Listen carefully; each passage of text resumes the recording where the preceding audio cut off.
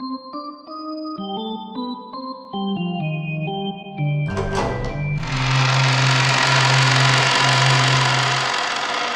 hello, and welcome to the third episode of our When They Cry Umineko fuck. Let me restart that. Hello and fuck. hello. Shit. Okay. It's okay. Take three. Your time. Take your time. Take your time. Honestly speaking, at this point, because you fucked up so many times, we have to keep them in. Yeah, I know. Right. Sorry. This is what's happening now. It makes for good content. Hello. Welcome to the third book club episode of the When They Cry podcast. You sound so tired. Yeah, it was my third time. Third time's a charm, and this is the third episode. We are about to talk about the juiciest part of episode 1, where the things happen. I'm hosting Lorenzo. That's me. Hello, this is Mushroom. I'm also here. I'm so excited. Yes. Hi, this is D. I missed the last book club because I slept in. Oops. That's totally fine. We are going to start by asking you guys when the first time you thought Balto was attractive, but that's beside the point. This isn't the furry podcast. It's not. Anyways, we don't have a furry podcast, right? No, we don't. Okay, just you don't. Check. What? Okay. What? No. Okay, so let's jump in. Right from when we left off from the previous episode, the curtains were drawn on the first Twilight. Or as Kinzo would say, like, Beatrice's banquet was about to begin and all this spooky stuff was going to happen. You know, there's like a dark and stormy night and everybody's trapped on the island and they're just like, okay, cool, I guess we're going to stay on this island for another day while we argue about inheritance. Yeah, so these guys are kind of stupid. Right? Like, it's going to be a time. There's been, maybe if you were reading normally, like, hours of foreshadowing, like something's going to happen, and here it is. So what happens is this chapter's called like 6 Chosen by the Key, which is already ominous by itself. It's the second day in Rokenjima. Kanon and Genji go to the guest house to, wake everyone up, start breakfast and check on Goda, who's the chef, who's trying to prepare things, and they're like, dude, he's not here, what the heck? Just to say real quickly, I haven't actually recently read the thing. I just remember everything off the top of my head. So if I get anything wrong, I blame Mushroom. That's totally fine. Why me? Because you've kind of shocked me out of Umineko mode because I was just thinking about all the stuff you've been saying. You scrambled her brain. I'm so sorry. This is where I am now. This is where I'm stuck. No, I have never wished that my words would be a long strip of metal that poked your brain and tickled it. That is not what I'm already here. It's too late. You ran that mental magnet across Dee's brain. For a quick recap, right before we started recording, we went into Balto, furries, mushrooms, furry school, foot fetishes, Pornhub comment. Okay, should we keep this in? I don't think we should keep this in. Well, this will be bonus content. Anyways. One day you will get to learn what, but honestly speaking, the tagline of Mushrooms Furry School is honestly the funniest concept. Right? Okay, Umineko, back to Umineko. All right, cool. So Kanon and Genji, they're like, Goda, what the fuck? Why aren't you here? All the phone lines are down. They're trying to say, Goda, where are you? But, they can't call him because all the phone lines are cut for some reason. Oh, no. Yeah, right? Genji goes to Natsu's room and tells her the news, like, hey, Goda's missing. The phone lines are down, and somebody, like, poured a bunch of blood all over your door handle. And she's like, what the fuck? There's, like, the scorpion charm that Jessica gave to her was, like, on the door. So she's like, that's cute and weird. Natsuhi's like, okay, we gotta forget about this. Breakfast is more important. And also, I have a separate room for my husband, but that's beside the point. Can we talk real quickly? Right? Why the fuck did they have separate bedrooms? I don't know, but I thought it was kind of, like, it really hit home the point how Natsuhi is very alien compared to everybody else. Oh yeah, that for she sure. doesn't really like fit in. Mm-hmm. I mean, and Kraus kind of like from hates her husband who fucking sleeps on another bed in another room. I know. Oh my god. What is he even doing there? He has his own Gundam collection. Gundam collection. It takes up her side of the bed if they slept in the same room, so they gave her her own room. Oh, look, get that meme. Me, my husband, and his like 18-foot Gundam. Yeah, exactly. Okay, cool. So Genji rounds up Natsuhi, says, Goda's missing, we can't have breakfast. And they're all in the parlor with the cousins, and they return and say that not only is Goda missing, can't find Kraus, he can't find Rosa, Rudolph, or Kyrie. And I believe Shannon's also marked off as missing, because where the hell is she? So the people in the parlor, which are currently Natsuhi, Eva, Hideyoshi, the cousins, that's Battler, Jessica, George, I guess, and Maria, plus Genji and Cannon. They all just say, hey, maybe they were talking about the inheritance for so long that they overslept, or maybe they even brought the conversation to Kinzo's room, and Natsuhi's like, no way, what? I know everything about Kinzo. Right? So Ava's like, hey, why don't we check on, our father Kinzo and invite him down for breakfast? So Genji's like, okay, Natsuhi, I'll give you the key to Kinzo's room. Go get him. And she's like, yes, I will. Oh, sorry. The cousins aren't in the parlor yet. They're still in the guest house where they were sleeping. Maria wakes up and she's like, where's my mom? Ah! And the cousins are like, I don't know. She's probably in the mansion. Let's go there. So they do. She's probably dead. Yeah, right? I don't know. Maria is like, the biggest foreshadowing device. Yeah. Okay, also, real quick thing about Maria is, like, she's very inconsistent with how much she cares about her mom. I mean, I think Maria goes through episodes, like, sometimes she wakes up and she's like, I need my mother, and then sometimes she's like, TV is great. Yeah, fuck my mom. Right, back to the mansion, Natsuhi goes to Kinzo's stinky, stinky room, which they never fail to not mention, and she goes inside, and she has this big ol' grand conversation with Kinzo. She's like, Father, will you please join us for breakfast? And he's like, no, I hate absolutely everyone but you, Natsuhi. You're the true USHIROMIYA, even though I won't let you wear our family crest emblem thingy on your body. You're one-winged eagles engraved in your heart. Natsuhi's like, thank you, Father. I'll tell everybody you do not want to go downstairs and eat with them because they're degenerates. And she runs into Ava. Who's I love it whenever you just like add like a little detail like that one. That's great. That's great. Sorry, which when detail? You're like, oh man, like it's like a side commentary. It's like, oh, because they're all degenerates. Fuck those guys. Oh, I mean, yeah, that's the story is super dense, but in all the things I'm not saying, like that's basically what Ryukishi tried really hard to like hit home, because the whole time Kinzo's like, ugh, hate them, those bitches. Yeah, they really suck. Maria is obscene to look at. Right. Honestly. Have you seen those Ryukishi sprites? So Natsuhi runs into Ava. She's like, well, couldn't get him down. Let's go back to the parlor. So they do. And, that's when they find out Shannon's missing. So Cannon, on Natsuhi and Ava's way back to the parlor, Cannon comes back from like running around the islands looking for everyone. And he's like, hey, I found something weird. Genji, let's go find something. So Genji, Cannon, Ava, and Hideyoshi, they go to the storehouse. They find this spooky blood magic circle in red paint. It's very, very scary. It's about, I think they mentioned it's the same thing that they found on Natsuhi's door, and they do this really cool transition where they like open the door and then cut back to the parlor where the cousins are like, hey, wasn't that kind of weird how the adults left? So they go and follow Genji, who came to grab Nanjo, who's also with them. Oh, I forgot he existed. Nanjo's there. Oh yeah, Nanjo's around. He's there. He's doing his thing. He exists. So everybody who is in the mansion, including Ava and Natsuhi, they're all heading towards the storehouse. The cousins come upon them and they're like, that's weird. Why are they all looking like dejected and disheveled and like poking around? Yeah, and like Natsuhi's like having like essentially like losing her shit with like her umbrella like flew around, and they were just like, what is going on with her? Natsuhi's always losing her shit. Exactly. So the cousins, they all approach it, and a body has been discovered. They come across everyone who's missing is dead. Oh my god!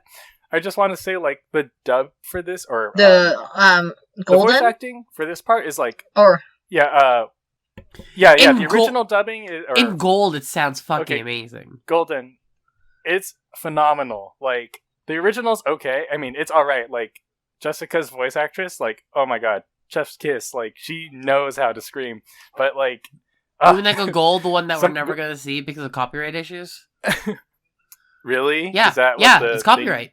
That's sad. Holy fuck. Yeah, no. It's because they were gonna use the PS3 sprites, but however, PS3 sprites do not belong to Ryukishi, even though Ryukishi was all for it. It wasn't gonna happen. So they either had to use the original sprite or use the pachinko sprite?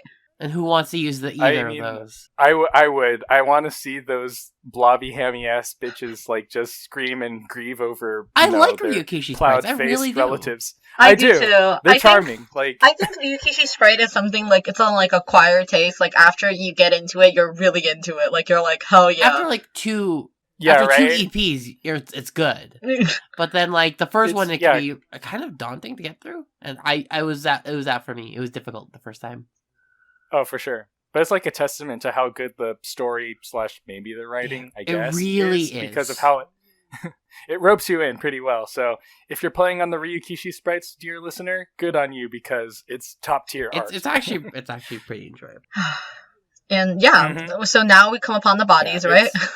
Everyone, they come on the bodies, and I really like this description, but they say, oh, they have this weird looking Halloween makeup on. It looks like their faces have been plowed. Yeah, I mean, there's actually very funny moments in how they describe the bodies that I like. It retrospectively is very interesting, but I would also like to comment, like, if you're reading the manga, like, this scene in the manga is also, like, fucking, like, disturbing. Oh, it's grisly. Oh yeah, I love it. I mean, when I was reading it, I just opened up the manga because, I need pictures because I'm a stupid baby who can't imagine things. And I was like, nice. Yeah. Anyways, the bodies are found. They also find, so just to give you a recount, it's Kraus, Rudolph, Rosa, Kirie, Genji, and Shannon are found dead. Nanja's like, yep, they are. They're definitely dead. And their faces, some of them are intact, some of them are disfigured, so you can't really tell, but that's like the whole thing. So George asks Hideyoshi, who's also inspecting the body, like, oh my god, Shannon, she's dead, let me look at her. And Hideyoshi's like, no way, you don't want to see her like this. And George is like, well, at least can you like tell me if she's wearing a ring on her hand? And Hideyoshi's like, yep, she has a wedding ring on her hands. And this part, I'm like, does Hideyoshi know that was George's? Or he has to. He has to know. Like... I think if anyone's going to accept it, it'd be Hideyoshi. George is like, oh, could I go, look at her? And then Hideyoshi's like, no, I don't think she would want you to look at her because, what's the last thing you remember of her face? And then, George is, crying, and George is like, I remember her beautiful smile. And then, and Hideyoshi's like, in that case, Shannon would want you to leave that smile for you instead of, going to see what she looks like. And then he's like, okay. And then he cries, and he sits, and he collapses, and... Yeah, Hideyoshi's like, yeah, well, she's fucking messed up now. Exactly. You don't want to see this. But again, the gold dub, oh god, if only. Never gonna happen. It hit it home so well. Anyways, the adults, they're all just like, let's lock up this storehouse, and they bring up hey, the only way into the storehouse is by a single key in the servants' room, so how the hell did that happen? So they put on a new lock just in case. They return to the parlor. Everyone's all freaked out. Kumasawa finally arrives. She's been missing this entire time, and she shows up. But she doesn't know about the bodies, but she comes freaking out about blood she found in the dining hall. So they all go and confirm that, something happened here. And they all keep trying to call the police, which they obviously can't because the phones are down. Everyone's paranoid about the killer being among them. Among us, I guess. And Maria does her witch bullshit, and she's like, it's just the... And then they kind of censor what she says. It's the XX chosen by the XX, which is I guess in Japan, they actually pronounce the X's when they censor themselves. They just say, oh, it's the actual XU, blah, blah, blah, XU, which is kind of interesting. Ava and Natsuhi come back from looking for Kinzo because they couldn't find him, and everyone's just like, oh man, maybe they got him. Battler learns that George and Shannon had this thing going on, and he talks to Ava that he's mad instead of sad everyone dying, he's like, I'm gonna kill that fucker, you know? Like, they killed my family. Ah! And they start talking about whether or not, like, this was the work of a 19th person on the island, or if it's, you know, one of the 18. They talk about the validity of Beatrice, the supposed 19th person who, you know, gave Maria the letter and did all this other weird stuff. And Ava's like, you know, those servants are looking kind of sus, and maybe there's a mastermind behind them. And then Battler busts out this Higurashi reference where, I mean, they mention it, but like, Higurashi, slight spoilers, like, you can't have if you have a mystery, a regular mystery story has a beginning, a middle, and an end, but if you take out the beginning, that's like the perfect crime. So he's like, maybe that's what they did. But in this situation, they showed us the beginning with the corpses, so, you know, there's obviously a motive behind posing them up in the storehouse like that. Battler's like, hey, you know, Ava and Hideyoshi, you're kind of sus. Like, what happened at the inheritance conference? So the people remaining in the parlor are just like, man, that creepy magic circle, am I right? And Maria's like, let me tell you, educate you bitches about what this is. Like, this is basically the teleportation magic circle, and she goes into like, for teleportation. You know, it's like supposed to help you escape from bonds, and Maria's like, you know, you could use this magic circle to escape a locked room, and everyone's like, huh, weird. And Battler just thinks it's all bullshit. He like does his spin the chessboard thing, and he's saying, hey, you know, spin the chessboard thing. Oh yeah, Kyrie TM. Oh, yeah. Spin the chessboard. TM. I also, just on a really funny note, I still love the part where, like, Maria's, like, lecturing all these adults about, like, this magic circle, and then she's like, you should at least read the Bible, and I just think that line is hilarious. She's like, you idiots don't know what Hebrew looks like. But, yeah, and then she starts quoting the Bible, and it's like, and it just says, the Lord has freed me from my chains. Like, I'm just looking at the screenshots I took, and I was like, these are like, crazy. Dead ass Maria, she's wilding in her, her religious studies and occult things, interest. Sorry. So Battler's like, this is all bullshit. There has to be some significance behind the bodies appearing. This meticulous magic circle written, the letter to Maria, like, could the culprit really have been, you know, one of us? Or is there, like, a 19th person who's doing some shit? And in the meantime, Natsuhi's, like, trying to lock up the mansion so, you know, nobody else can get in. And she comes back with a freaking gun. I know, Natsuhi kind of sus. Yeah, she's like, you better stop, guys. And I really like the rifle sprite of her. Like, she's just, like, when she's smiling, her, like, you know, her half smile, and she's just holding a gun. She's like, yep, here. This is how it is. It's a problem. This is a gun. This is a gun I have now. I would sit for a gun Nazi. Same. Honestly, this is her story. So she's like, yeah. It's really funny because I feel like EP1 is definitely just like Eva versus Natsuhi, like, really coming this summer. Oh yeah, for sure. Because, you know, Natsuhi sus, Eva sus. So what Natsuhi decides to do is she's like, hey, let's all stay in one place so we can keep an eye on each other and nobody can get to us. But then she, like, sends the servants away so they can, like, work on dinner in the kitchen or something, you know, because also the servants are kind of sus. So Kennen is like, oh, why did Shannon have to die? And Genji is like, you know, it's all because of bad luck, which is, you know, kind of weird, right? So Battler comes along and he's like, so I overheard you guys talking about bad luck and stuff. And what about this Beatrice, like, legend thing? Like, what's that all about? She's not real, right? And all the servants are like, oh yeah, she's real. She's like the rule of this island. She's the explanation behind all these happenings. And he's like, bullshit, I don't believe you guys. Yeah, witches are kind of weird. Right? And then Maria shows up behind him doing her like, yeah, witches are totally real. And that scorpion charm I gave you would have saved you because you would have died if you lost it. And he's like, oh yeah, well, I totally did lose it and I'm not dead, you stupid 9-year-old. Did he actually?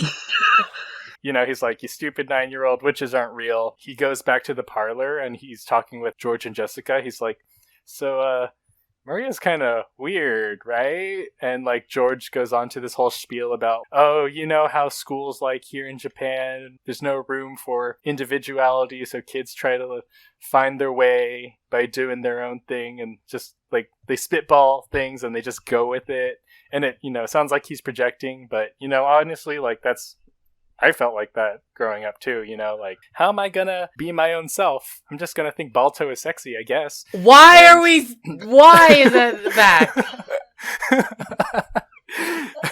Maybe if we mention Balto this many times, that has to be the title of her. Why did Balto commit the murders? Right? Yo, okay, So write that Balto note. Why trust, did Balto commit Umineko murders? So Balto, how did it feel chewing off people's faces? We're gonna make up this whole Baltatris. No, Baltatris. Exactly. So George is like, give her a break. She's just a kid, and Battler's like, what does Rosa think about it? And Jessica's like, oh yeah, she fucking hates this. She like hits her all the time. So, Maria trying to find her way in the world might be on the spectrum, because that's kind of like a thing, but George basically tells her, give her a break, she's 9. Right? And he's like, the one time George is being decent, fuck this guy. Right? He's like, honestly, that's his one redeeming trait. So Battler's just like, so I mean, everyone on this island keeps talking about this Beatrice witch like fucking things up, and they're like, yeah, I guess. Humans like to attribute things that they don't understand to magic. Woo! And then they talk about the epitaph and letter, and how she mentioned she's taking everything back with interest. So they're just like, oh fuck, is she gonna like kill our whole family? Which is yeah, like she's like, oh, like she's asking, like she's like, is these 6 people like connecting to the epitaph? Like, is this 6 people like sacrificed? Like, are they just like here to like murder us all now? Like, right? And so it's pretty exciting in episode 1. For sure. Like, at that point, they're like, maybe the culprit wanted us to solve the epitaph and find the gold this whole time. Oh, maybe they have Kinzo hostage. Oh no! So they're all just like, trying to figure out, process what's happening and see what the killer wants from them. And they go back to, Kinzo being kidnapped, and Ava's like, so, Natsuhi, are you sure Kinzo didn't, like, leave the room or anything after you left the first time when she went to talk to him about, being a true USHIROMIYA? I mean, Ava doesn't know that. But Natsuhi's like, yeah, nobody has gone in or out ever since. And Ava's like, checkmate, bitch, I put a paper slip in between the crack of the door, so I would have known if somebody brought Kinzo out.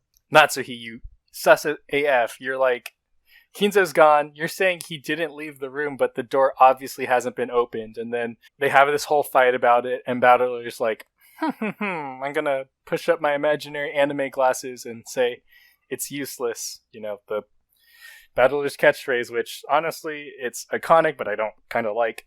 But I think it's that's great. beside the point. It's fine. I think in Japanese it makes more sense, but if Dameda, zenzen dameda. He's like, yeah, it's really cool in Japanese, but it's really stupid in English. I know, right? So, he's like, what if Kinzo is hiding under the bed this whole time? And then Ava's like, you stupid idiot, Hideyoshi, let's go to the room and make out or whatever. So, I know. Okay, so I know they had to fuck for George, but I don't know if they fucked on the regular. Oh, I think they did. I think they did. Also, no offense, but Hideyoshi isn't exactly got it in the looks department, That's her type. I don't know. I feel like Eva is the type of person that's like, I love my husband and I would feed him as much as it's a thing. Like maybe they're into food and she's like, I don't know, weird shit that they No. That's kink number 4 you mentioned. But... Yo.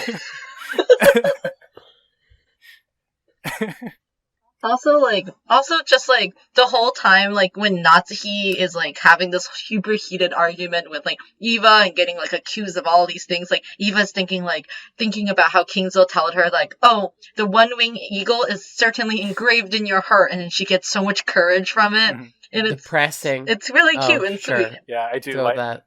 I do like that part. So, they have that big old fight in the parlor, they leave, and everyone's just like, all this is just gonna blow over when the seagulls cry and the storm is gone, They Cue say the title! in Cue the title! game. GG, Ah! game. That's it. Right, that's it. That's the end of Umineko. We did it, guys. So anyways, everybody's in the parlor. They're all just like, okay, I guess we're just gonna sit here and be in danger, I guess. And Eva and Hideyoshi have this heartfelt talk about how this conference brings out the worst in Eva, how she's really bitter about Kraus and Kinzo being sexist and walking all over her efforts. She kind of admits to being too hard on George and making him into the incel monster he is, but they're just like, Hideyoshi, let's do it right now. So they cut to black, they do their thing, and it's the next day. It's not the next day yet, I misspoke. It's dinner time. So Natsuhi's like, Genji, go get Eva and Hideyoshi. Make sure you're not alone in case somebody tries to get you. So take Kanon with you. So Kanon and Genji show up to the guest room they're staying in, and they're like, there's another weird, funky envelope here. And the room's locked. We're not hearing anyone from inside. So they basically bust in by unlocking the door with their raw servant manliness master key or whatever. Sorry, raw what? manliness? Raw manliness. No, they get the chain cutter. Unlocking. Yeah. No, they unlock that door so manly, oh, Genji, oh my god. I'm just saying, but... Kanon was definitely dropping spaghetti all over just seeing, Battler lift stuff, so I, doubt, but yeah. Yeah. So, yeah, they're like, the chain's set, we're still not hearing anything, the TV's still on, we can hear the shower running, but, we can't get in. So, they both go to the kitchen to, get the other servants. I think Genji gets Nanjo and Kanon gets Kumasawa to get wire cutters. So they go back. Everyone's there. They see this creepy elaborate magic circle again. They open the room and they're like, oh fuck, this isn't good. They see, bam, Eva dead on the bed with this demonic stake in her forehead, and bam, Hideyoshi's all naked in the shower with the stake in his head. So here's the thing. What the hell happened? So whoever killed them, was it during when he showered, or did they take off his clothes? Anything could have happened. I feel like it's Hideyoshi was washing his hair and he had his eyes closed and the killer just popped up in front of him, and now I'm forever paranoid of closing my eyes in the shower. That's what I think happened. But besides the point. I mean, I feel like killing people in the shower is it's an easy time. For example, first thing is you're in a shower, so you can't really hear what's going on outside. Well, yeah, so here's the thing. If Eva died on the bed, that means Hideyoshi couldn't have hurt her? Yeah, so, I think, the idea, when I think about this scene as a murder, I think about it as, the person came in, wait, hold on. We're not gonna talk about that yet. Okay, we're not gonna say anything, but I say, Pearson come in, Eva dies, and then comes into the bathroom, kills Hideyoshi however they decide to kill them with magic, and then because it's shower time, you can't hear jack shit, and you're also naked, so you're vulnerable. Right, and you can't run anywhere because you're in the tub, right? So... And you're naked. That's basically probably it. I don't know no. Here's the thing. He slipped in a tub and died, and there was he was holding a steak. Oopsie whoopsies. Oh, yeah. Everybody comes back. George sees his dead parents, and he's like, "Oh, my mommy and daddy are dead." And his girlfriend died. That's let's be let's be nice on this one. Okay, fine. Everyone that George is close to is dead. If it's not fucking clear, we all of us really dislike George, but it's pretty bad right now for him. It's pretty bad. I mean, at that point, everyone was sus of Eva and Hideyoshi because the first batch of 6 people being killed, no one was as close to them as everybody else in the family or of the survivors. But anyways, Battler's I'm gonna fucking mangle this dude. So, if you haven't read past, I guess, the entire Umineko series, piss TF off and come back next time. Thank you very much for listening. In the meantime, people who are privy to what happened in Umineko, stick around. We will talk about our thoughts and feels about what it's like from the outside looking in. I have so many opinions.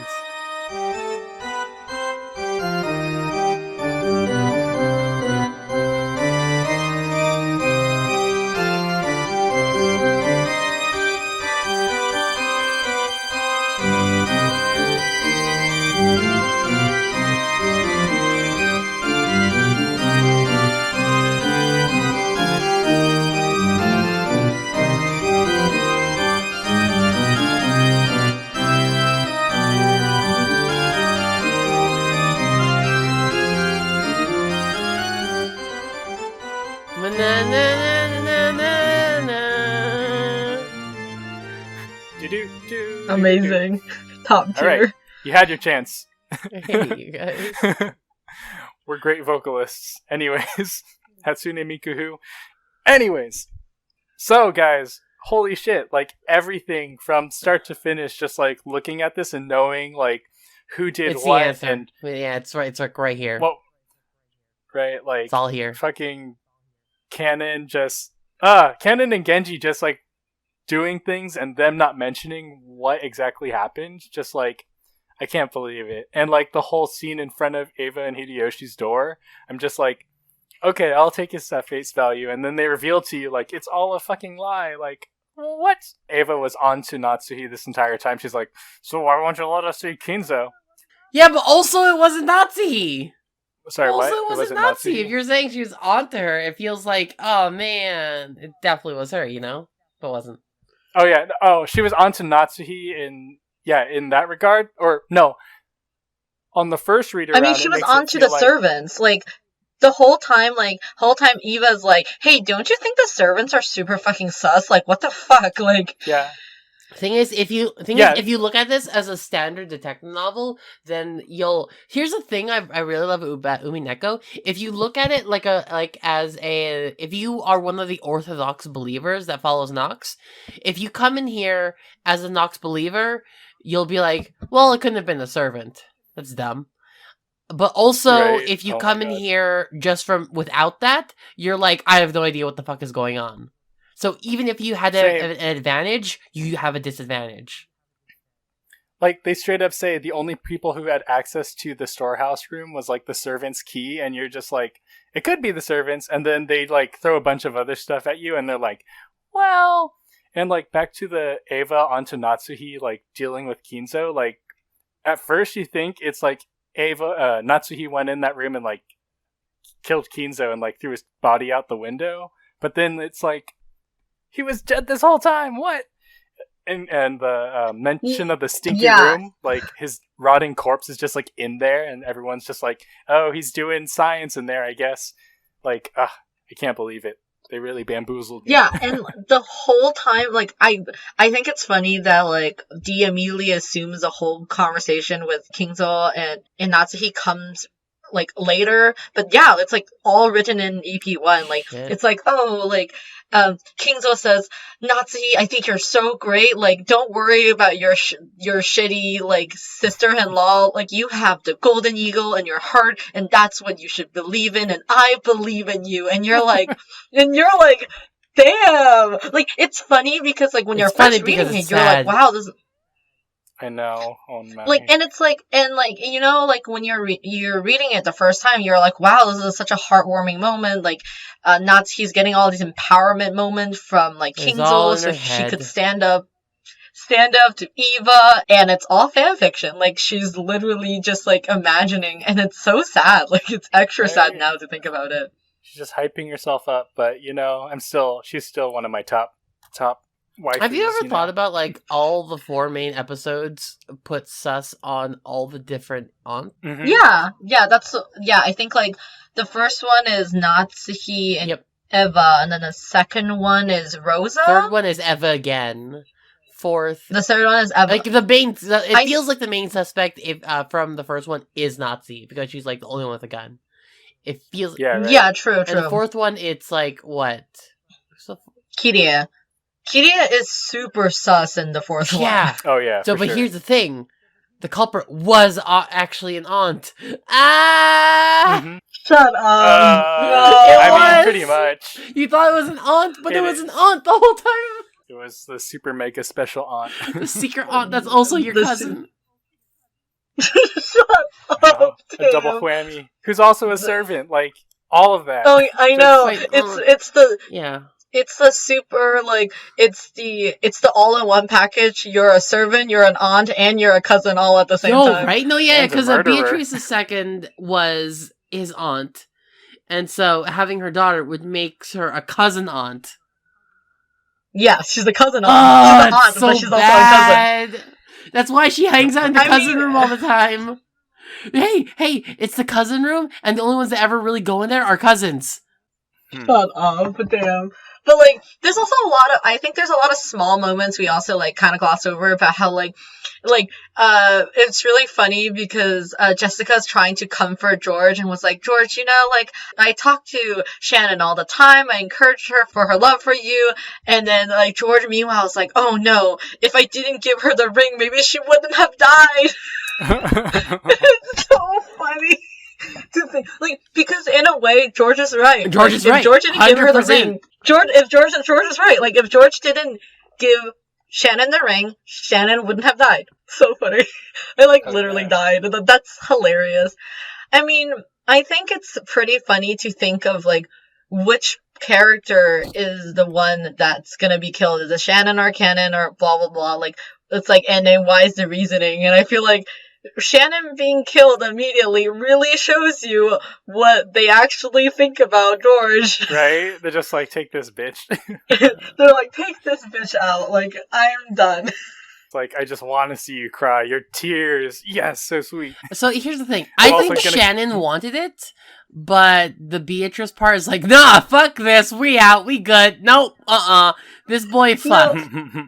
Yeah, it makes me think about that comic all the time, which is like, it's the Shannon who's like talking to the reflection, the window, and the reflection is Beatrice, and Shannon's like, and then like Shannon just turns around and it's like, what is this on my finger? And then she's like, it's the ring that George gave me. I'm gonna get married and have lots of children. And she's like, I'm gonna fucking like end this. We're done here. Like, gonna shut it down, guys. Like, go home. But honestly, the murder scene's spicy. Like, so good. Oh, there's so many hints. Okay, so it actually really depends on your translation, to see whether they note 5 bodies or not. Because I believe in the original Witch Hunter, or at the very least I think in the Steam one, it doesn't actually talk about number of bodies as he's seen. It says everyone's been plowed, versus saying, 5 bodies are here and Shannon's in the corner. It really, the translation actually changes. Oh, that's interesting. The interpretation. I mean, honestly speaking, Ryukishi just buries his fucking lead so deep that you're like, oh, I'm getting bombarded by everybody screaming at each other, when he just outwardly told you like everything you needed to know. Yeah, it's really good. It's clever. It's impressive. He didn't mention that, their faces were blasted off by shotguns. Like, it just kind of like added another layer of like, what happened, It's literally muddling. It's because of the magic parts. Yeah, like I think like in the VN it's described like their face looked like it's just like completely disappeared, because like I think like there's screaming parts of like Balor, which is like, well, there's no face. He has no face on it. Why doesn't he have no face? Like, I can't even look at my pop. And you're thinking of the gold. You're thinking of gold. What is that? What the gold says? That is what they say. Isn't that also? Okay. After this, if y'all are up for hanging out, I want to show you some videos. Then let's watch Gold again. Sure. Yeah. It's so good. Man, let's just sit down and watch Gold again. That's funny. I might have my daily Gold watch. Daily Gold watch. Yeah. You mean your daily disappointment because Gold's never going to happen? No. I was almost gonna back Gold back then, and I didn't back it because at that time I was like, oh, I'm not gonna get my paycheck soon yet, so like, the Kickstarter maybe not. And then now we're here. Yeah. Now we're 2 years later. F. Is there like a cancellation like tweet or something announcement? No, I think they're waiting on copyright shit. But like that was, I think their last tweet was also like 2018 fall, or like was it early 2019 I or think something? 2019. It's really sad. Yeah, I mean it's sad. Yeah. Also, now we can talk about the actual murder of Hideyoshi and Eva. But like, I could totally see like you come in, shot one person in the head, rain, like it's shower noises, you can't really hear anything, and then like a shower door opens, you think it's your wife, and then you turn around and it's like and somebody else shoots you in the head. Like that's all like perfect timing for like to catch one person off guard, for sure. And like, and you don't even have to be like that. I don't know, like, Eva part is harder to understand because I'm like, how do you shoot Eva? Like, Eva's like the most fucking, like, she likes the whole like martial arts shit, and she's also like extremely just fit as a person and probably could wrangle anything out of anybody. Like, I'm like, how did you catch her off guard? Like, I mean, like, Hideyoshi makes a lot of sense, but I don't know about Eva though. They were probably going to be like, okay, so here's your split of the gold, and they shoot her in the face. No, they probably like tricked her all the way to the very end. They're like, okay, just lie down on the bed and we're going to sprinkle you with all the gold bars. Just like slam them on your body. And then they just like shoot her in the head. Yeah. Right? So ridiculous. Why is everyone very quickly? Okay, so when people actually tried solving this one, when I was like around like a bunch of boards in like 2011, 2012, people were like, is there a stake shooting device or something to get through the crack? I'm like, y'all, why is everyone's first like assumption that there's a stake shooting device? Did they say just crossbows are just fucking everywhere? Like, goddamn. Honestly speaking, like, in a mansion as ridiculous as the USHIROMIYA mansion, like, I imagine there's fucking crossbows somewhere in this household, but, like, the more disturbing thought is just that, like, somebody used a fucking gun to shoot them in the head and then was like, yes, now I'm going to insert the stake into the wound so it looks exactly, like, fits exactly, and I'm like, that's also kind of disturbing, just, like, the thought of it is... Yeah, right. No offense, but can Canon and Shannon fucking chill? Hey. No, they hate them with their every fiber of their being. They gave birth to George. I mean, okay, I get it. We hate George. I hate it too. It's so good. Yeah. Honestly speaking, I feel like this is just a EP1 is actually just a prolonged fuck you to George. It's like, George, it feels like that, right? Hey, let's kill your girlfriend and then let's kill your family?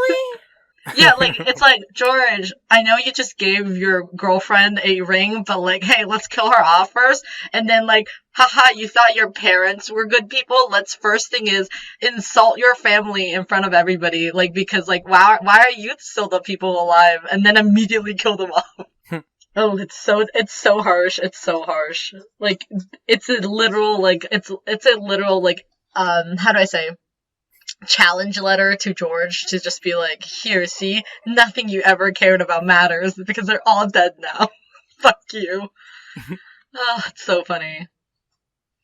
Yeah, I completely forgot Nanjo was in AP1. I feel like I just forget Nanjo in general.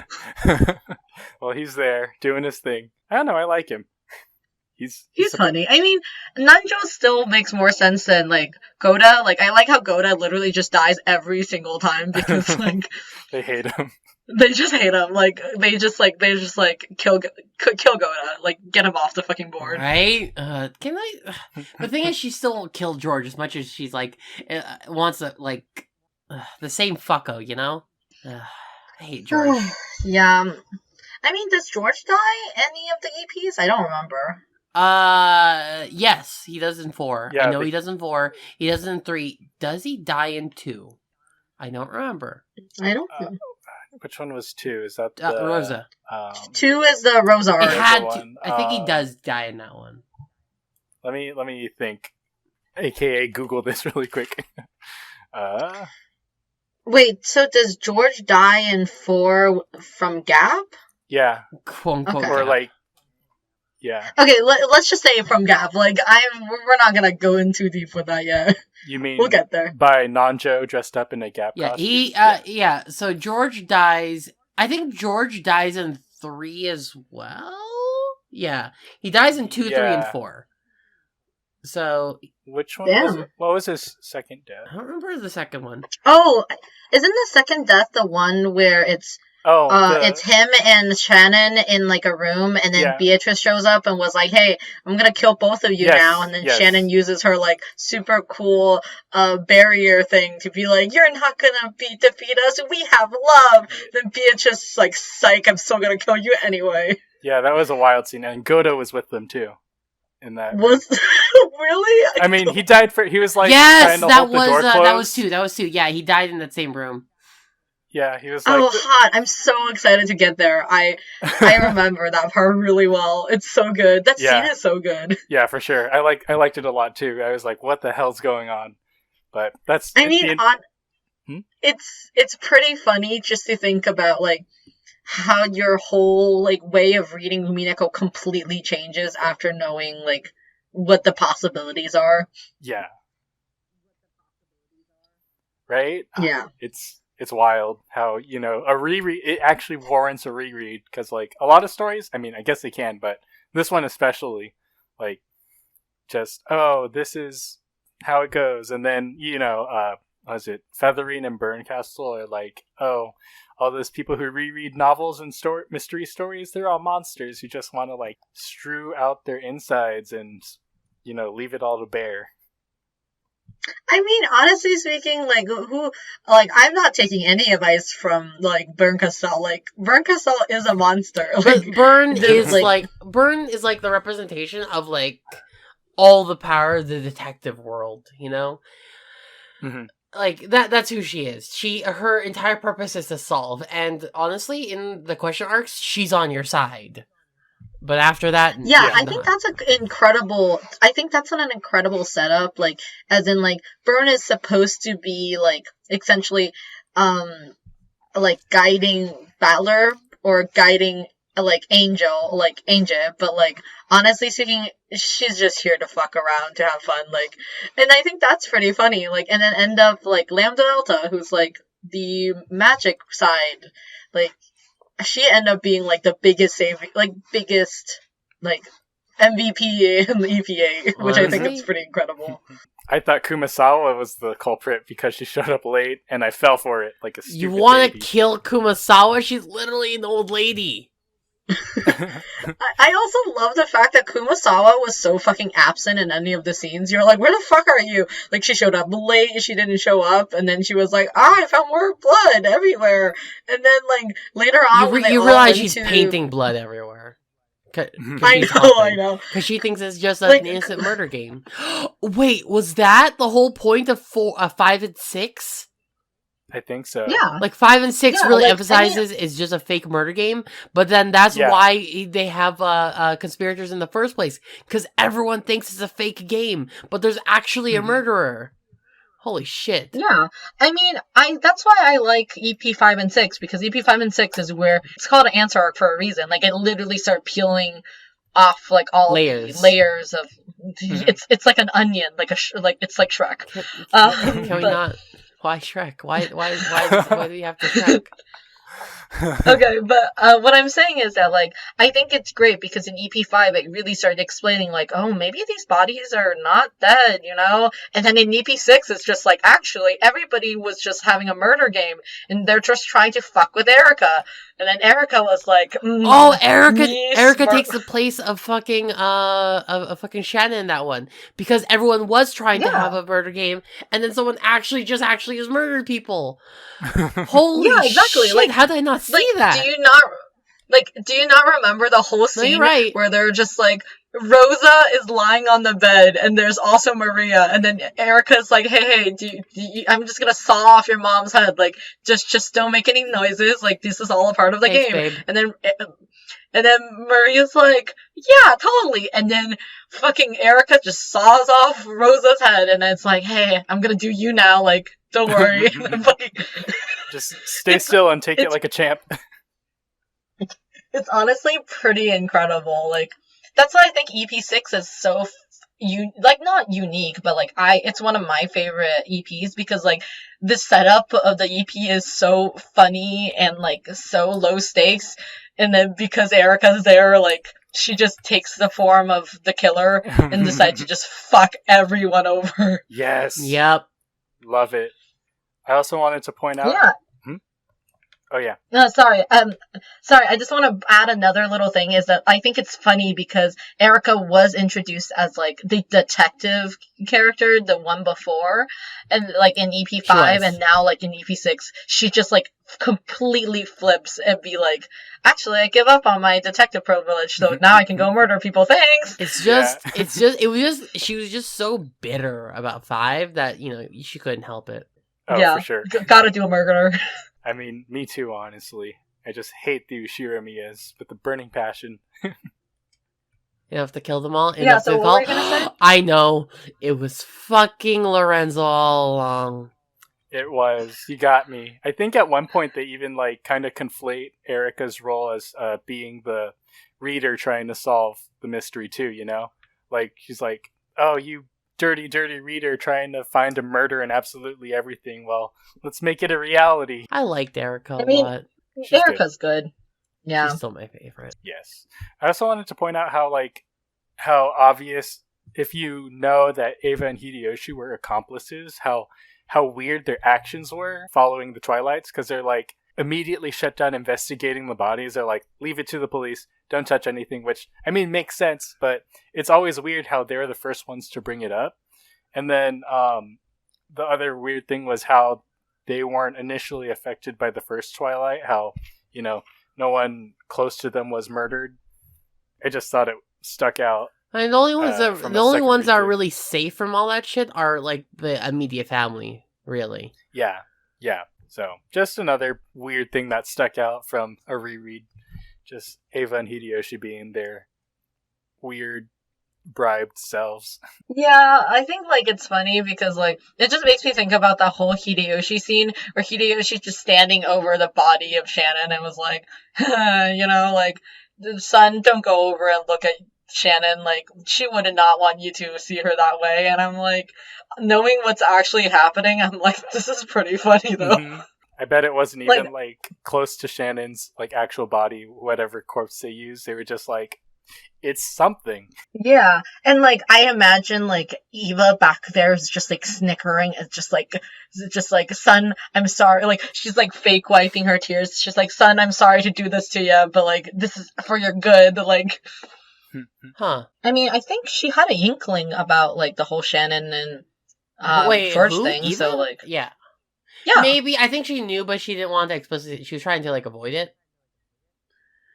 Yeah, Yoshi's a bro enough to be like, yeah, sure, go for it. Because, like, he was kind of like a nobody that, you know, made his way up, you know what I mean? Yeah. I like him. Sadly, he's an accomplice. Like, Hideyoshi... Okay, I put Hideyoshi on the same, like, Tears Goda. They kind of just feel like victims of the whole event. But Hideyoshi's, like... The only problem with him is that he loves his fucking wife. Yeah, and his wife is a monster, kind of. His wife's kind of crazy. I mean, so do we want to start talking about... I guess we can save this for future days, but we should eventually talk about exactly who is the accomplice and who is doing the murders, and who's painting all the blood, which is... we kind of did. We know it's Kumasawa. We kind of did. Yeah. Kumasawa sus. Voter off. You know, Among Us is so good. I had a bad time. I had a bad time with Among Us last night. Because I died. Okay, so you know how I kind of play this whole detective role, right? Yeah. I died 9 times in the first round in one day because I was like, you know what? We need to kill Abby, otherwise she'll figure us the fuck out. And then I just died 9 times. On the flip side, I played with a friend who would take the detective role, but just go down the list of people and say, so how did it feel when you killed, you know, so-and-so? And like, without any sort of evidence to back it up. You sure that's a detective? Sounds like Sherlock Holmes to me. And remember, I think Sherlock Holmes sucks. It was bad cop and bad cop. It's like, that's the only kind of cop. It's just bad cop and bad cop. Our good pals, bad cop and bad cop. I mean, honestly, seeing this makes me think about the whole, I'm so excited when we get to EP5, but I want to think about how, like, in the scenario of Erica and Delanor, who's the good cop and who's the bad cop? And I was like, is it just both bad cop? I guess, like, is Delanor the good cop in this? Like, okay, so I think Delanor... Wait, we're not even there. We shouldn't talk about this. I have opinions, but I'll get there later. We should continue talking about episode 1, kind of. Okay, death. Lots of death. Oh my god. This is the one their faces blast off. Yo, I like how it's would like... knowing the guns actually have helped? I don't know. Because they do talk about the guns, right? That he has in this episode.